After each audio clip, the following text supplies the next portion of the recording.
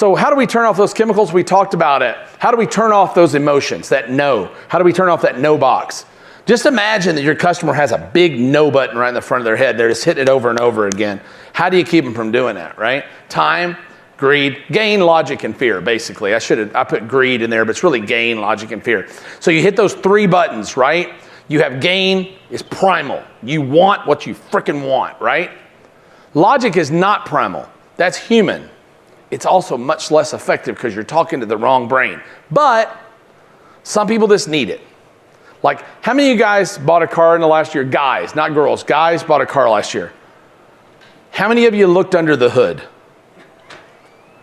What for? It's a computer. But seriously, you do though, right? But let me look under there and see what it looks like. Yeah, that's a really good one. You don't know anything, right? Well, that's GR55 R14. Yeah, good tires. You don't know you really don't know anymore, right? You don't know about any of that crap. But you feel like you have to logically justify the purchase in your mind, right? You feel like being more educated allows you to be more logical in your decision making.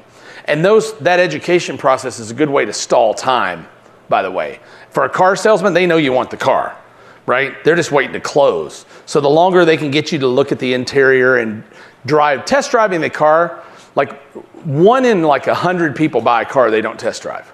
1 in 3 buy the car they drive. 1 in 3. Their job's not to sell you a car, their job is just to get you to drive one. Really, that's it. That's all they got to do. Same with you, right? But fear's a big deal. Well, there's another guy looking at this yellow Pinto. He may be back any time now. You better grab it now while it's hot. Right? Fear of missing out. Right? Still very big deal. So those are all controlled by brain chemicals in your head. And this may be totally irrelevant to you and you may not care, and I don't care because I'm going to tell you about it anyway because I think it's cool. You have a certain amount of brain chemicals in your brain, right?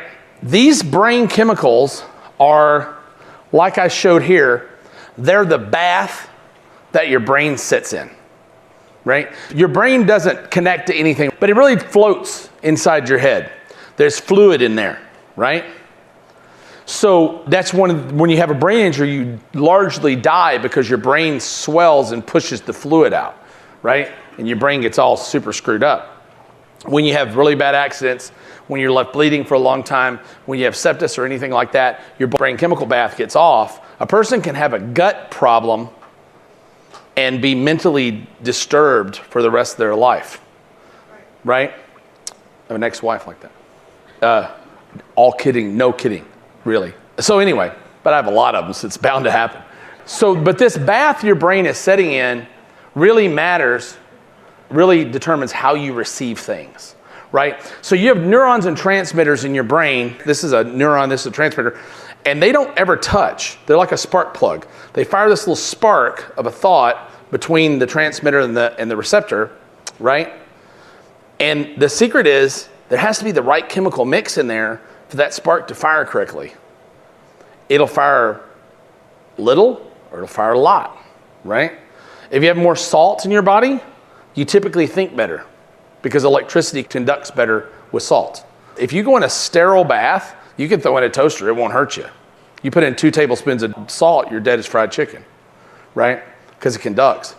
But there are other chemicals in the brain that either retard or intensify the way that synapses fires, right?